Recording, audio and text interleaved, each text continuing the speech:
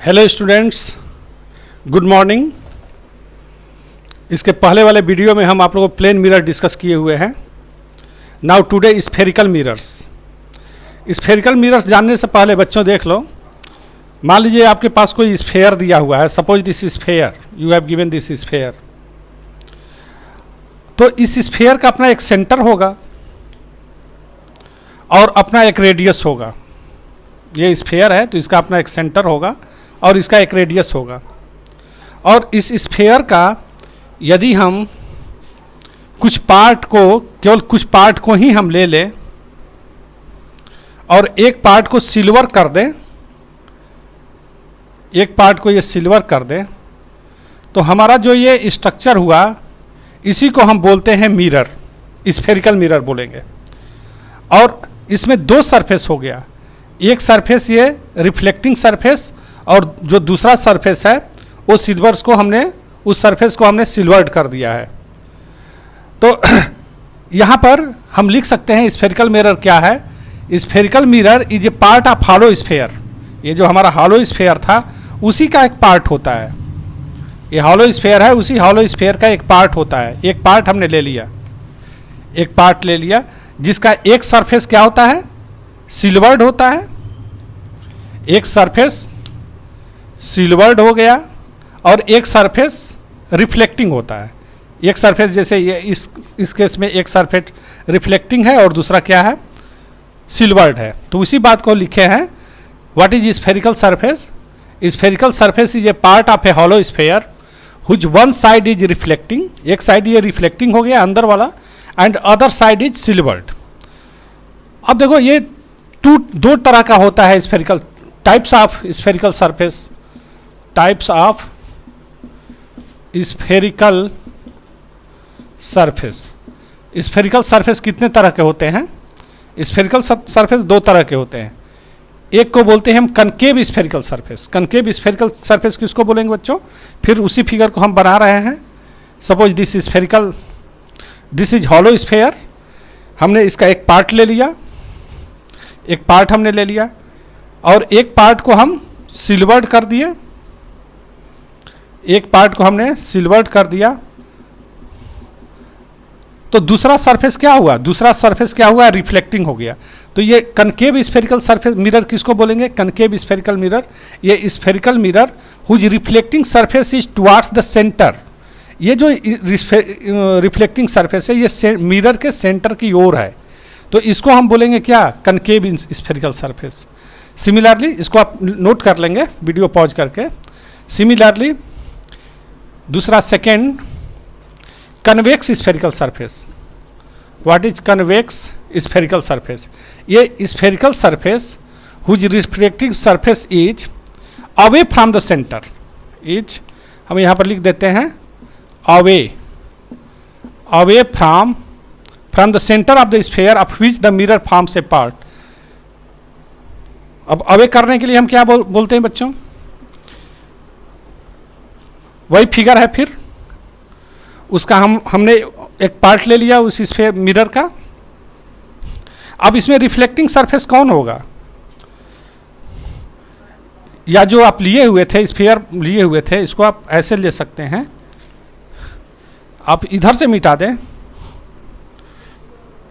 इधर से मिटा दें और जो इनर पार्ट था उसको आप सिल्वर कर दें। ये इनर पार्ट को हमने सिल्वर कर दिया है। रिफ्लेक्टिंग सरफेस क्या हुआ? ये जो आउटर, ये जो बाहर की ओर उभरा हुआ पार्ट है वो रिफ्लेक्टिंग पार्ट हो गया। तो इसको हम बोलेंगे कन्वेक्स स्फेरिकल सरफेस। और हमने लिखा है spherical mirror whose reflecting surface is away from the centre. ये सेंटर इधर है, सेंटर से अवे होता है, सेंटर से दूर है इस रिफ्लेक्टिंग सरफेस। तो इस ढंग से हम कन्वेक्स स्फेरिकल मिरर और convex spherical, concave spherical mirror और कन्वेक्स स्फेरिकल मिरर को हम डिफाइन कर सकते हैं। और भी कुछ टर्म्स हैं इसमें, बहुत सारे टर्म्स आने वाले हैं, उनको आप लिख लीजिए। जैसे सेंटर ऑफ कर्वेचर क्या है? Centre of curvature of mirror, centre of curvature centre of curvature. Centre of curvature क्या है बच्चों? Centre of curvature is the centre of A spherical mirror, is the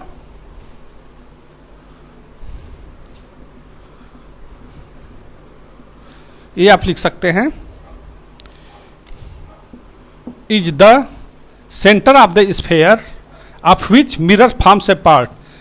ये जो स्फेयर है और जिस स्फेयर का पार्ट है मिरर, उस स्फेयर के सेंटर को ही हम बोलेंगे क्या? Centre of curvature. कोई स्फेयर दिया हुआ है, स्फेयर दिया हुआ है तो उसका एक सेंटर होगा, और इस स्फेयर का एक पार्ट, मिरर एक स्फेयर का पार्ट है, तो जिस स्फेयर का पार्ट है उस स्फेयर के सेंटर को ही हम क्या बोलते हैं? Centre of curvature. इसको भी आप नोट कर लेंगे। Now radius of curvature, centre of curvature third हो गया आपका, फर्स्ट हो गया centre of curvature, second radius of curvature. Radius of curvature, radius of curvature को क्या बोलेंगे? Is the radius,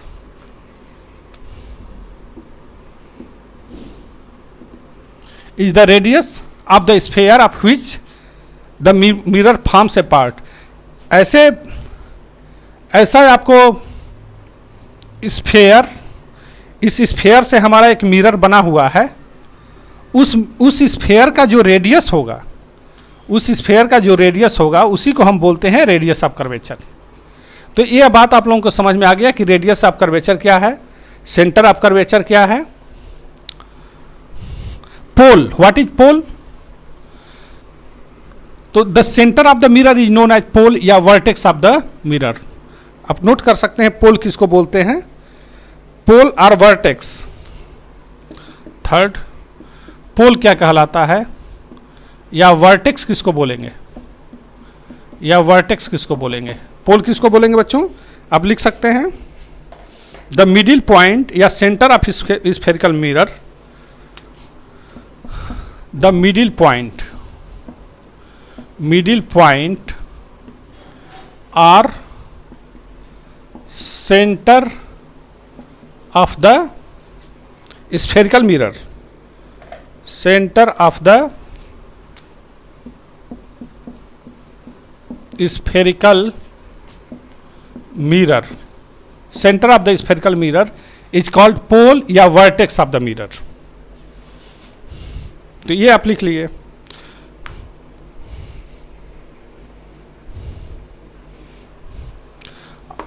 Now most important,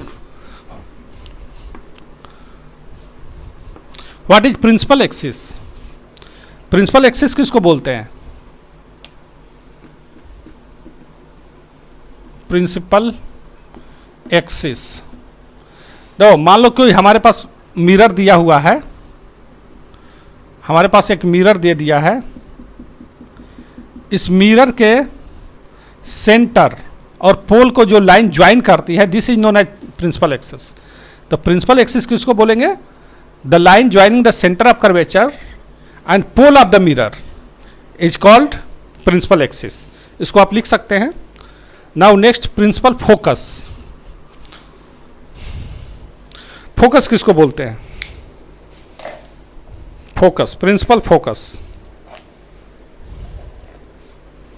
principal focus क्या होता है? प्रिंसिपल फोकस क्या होता है? देखो बच्चों, मान लो कि हमको कोई मिरर दिया हुआ है, सपोज हमको एक मिरर दिया हुआ है। मिरर का एग्जांपल आप घर पे भी देख सकते हैं। एक स्पून ले लीजिए, तो स्पून में जो इसका जो दबा हुआ पार्ट है, स्पून इस टाइप का होगा, तो यदि इसको आप ऐसे कर लेते हैं तो ये हो गया क्या? ये हो गया आपका कनकेव मिरर, और इसको ऐसे आप देखते हैं तो that will be the convex mirror. तो आप अपना इमेज आप देख लीजिए, स्पून में ही एक साइड से आप अपना इमेज देखिए, फिर दूसरे साइड से अपना इमेज देखिए, दोनों इमेज क्या होंगे? अलग अलग होंगे। तो हम ये बोल रहे थे कि मान लीजिए ये हमारा ये कनकेव मिरर है, and this is principal axis, this is principal axis. Now this the line, the rays parallel to the principal axis, जितने भी रेज हैं parallel to the principal axis, after reflection passes through a point, principal axis के parallel जो भी रे आती है, reflection के बाद किसी पर्टिकुलर पॉइंट से रिफ्लेक्ट होके जाती है, लौट के जाती है, that point is known as what, that point is known as focus. तो व्हाट इज फोकस, इस पॉइंट को ही हम फोकस बोलेंगे। क्यों? The rays parallel to the principal axis after reflection passes through a point on the principal axis is called principal focus। आप इस बात को लिख सकते हैं, principal focus is the point on the principal axis, on the principal axis at which the rays parallel to the principal axis actually meet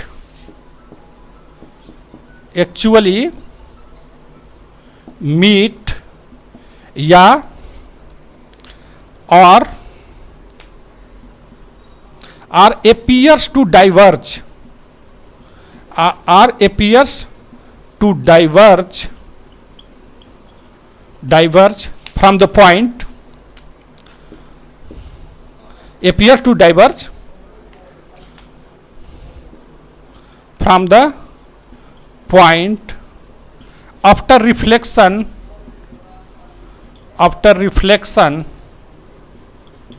from the mirror, ये बात हो गया। सुनो देखो, यदि कनकेव के केस में all rays parallel to the principal axis reflection के बाद किसी खास पॉइंट से, किसी पर्टिकुलर पॉइंट से पास करते हैं, इसको हम क्या बोलते हैं, इसी को बोलते हैं प्रिंसिपल फोकस। तो ये हमने लिखा है the rays parallel to the principal axis actually meet, यहां पर एक्चुअली मीट कर रही है। तो ये फिगर आप बना लेंगे, और जो हम ये रेड कलर में लिखे हुए हैं, ये क्या लिख रहे हैं, इसको जरा आप समझ लीजिए। हम यहीं पर फिगर बना दे रहे हैं। देखो बच्चों, मान लीजिए कि हमारा इस टाइप से बना हुआ है, दिस इज मिरर, इसको कन्वेक्स मिरर बोलेंगे। Now this is principal axis and the rays parallel to the principal axis, ये रे है प्रिंसिपल एक्सिस के पैरेलल। अब ये रिफ्लेक्शन के बाद ये कहां से जाएगा,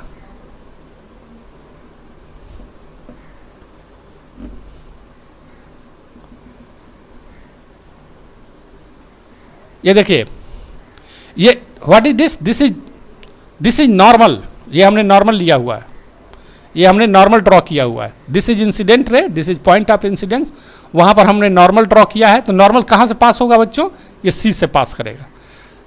सी और पोल, सेंटर ऑफ कर्वेचर और पोल के बीच में ही एक पॉइंट होता है जिसको कि हम फोकस कहते हैं। तो अब यहां पर लॉ ऑफ रिफ्लेक्शन यदि आप फॉलो करेंगे तो this is angle of incidence, now this will be the angle of reflection. Similarly ये इंसिडेंट रे हो गया, इसका नॉर्मल क्या होगा, इसका नॉर्मल ऐसे होगा। नाउ दिस इंसिडेंट रे हमारा ये रिफ्लेक्टेड रे हो गया, angle of incidence is equal to angle of reflection. तो देखो, ये रिफ्लेक्टेड रे और ये रिफ्लेक्टेड रे, दोनों रिफ्लेक्टेड रे रिफ्लेक्शन यदि उसको पीछे हम प्रोड्यूस कर रहे हैं तो एक खास पॉइंट पर मीट कर रहे हैं, इसी को हम बोलते हैं फोकस। और यहाँ पर जो हम लिखे हैं एपियर टू डाइवर्ज, ये जितनी भी रेज हैं, ये देखिए, ये जो रे है रिफ्लेक्शन के बाद, इसको हम एरो रेड लगाते हैं, और भी रे यदि आप ले लेते हैं तो ये इसी पॉइंट से निकलती हुई प्रतीत होती है, इसी पॉइंट से पता चल रहा है कि इसी पॉइंट से डाइवर्ज हो रही है। Appear to diverge from a point, appear to diverge from the point. उस पॉइंट का काम क्या, नाम क्या है उस पॉइंट का बच्चों, क्या नाम है, उसी पॉइंट को हम बोलते हैं प्रिंसिपल फोकस। तो रिफ्लेक्शन के बाद एक्चुअली मीट करे, ये कब किस केस में होगा, कनकेव मिरर के केस में होगा, या एपियर टू डाइवर्ज ये किस केस में होगा, ये कन्वेक्स मिरर के केस में होगा। तो ये इसका प्रिंसिपल फोकस का ये मीनिंग रहा, कनकेव मिरर के केस में और कन्वेक्स मिरर के केस में। Now after that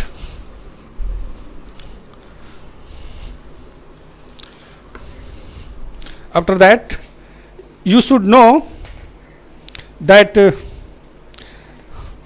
radius of curvature focal length is equal to half of the radius of curvature, double of the radius of curvature. मान लीजिए हमको आप लिखेंगे फोकल लेंथ. फोकल लेंथ क्या है? Focal length, the distance between pole and focus is called focal length. इसको हम लिखवा नहीं रहे हैं. Focal length is half of the radius of curvature. Radius of curvature का हाफ होता है. फोकल लेंथ कितना होता है? रेडियस ऑफ कर्वेचर का हाफ होता है. मान लीजिए हमारा ये रेडियस कनकेव सरफेस है, कनकेव मिरर है. Suppose this concave spherical mirror. Now this is principal axis. हमने रेज ले लिया, rays parallel to the principal axis.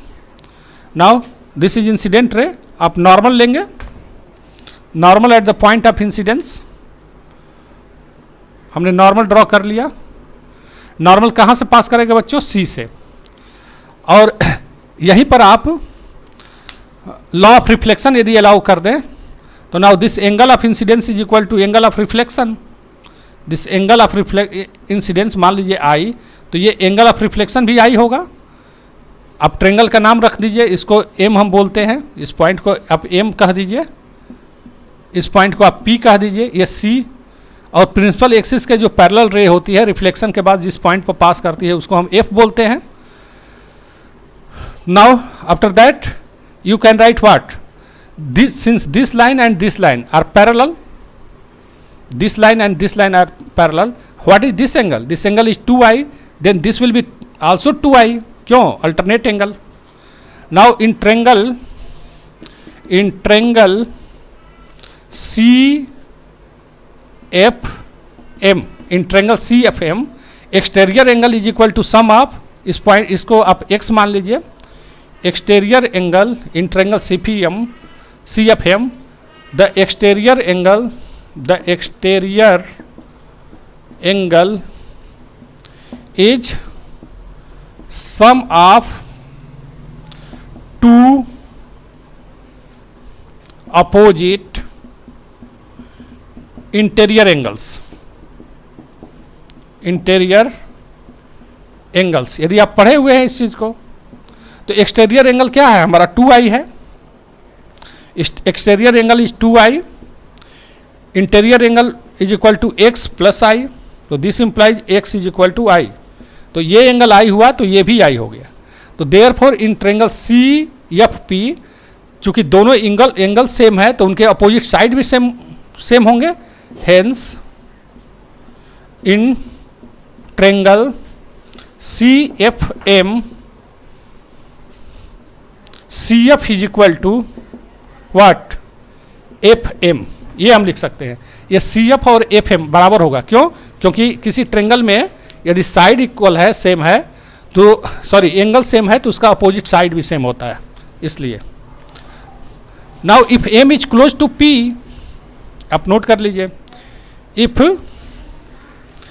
M is close to P, if capital M is close to P, यदि M P के close है then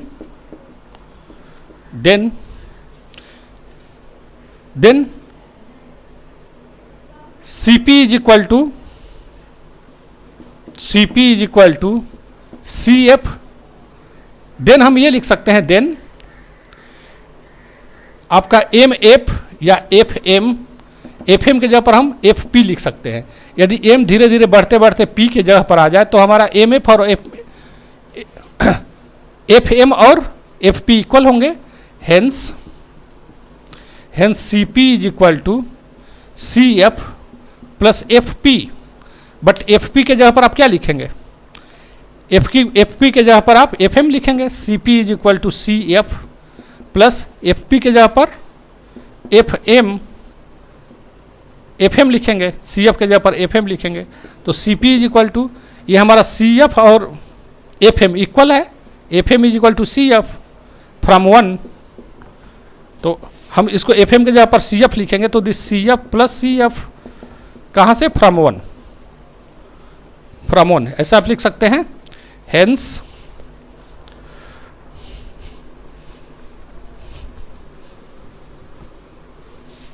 hence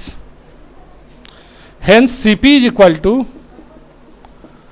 hence Cp is equal to what, 2Cf, 2Cf। तो Cp क्या होता है बच्चों, Cp को बोलते हैं distance between the centre and the pole is centre of curvature. तो this centre of curvature is equal to twice of focal length. Cf क्या है, Cf को हम बोलते हैं focal length. The distance between the pole and focus is known as focal length is equal to double of focal length, focal length. तो ये हो गया, ये centre of curvature is equal to twice of, centre of curvature is equal to twice of focal length. Okay, thank you. Next video में हम आपको बता रहे हैं मिरर फार्मूला। ओके।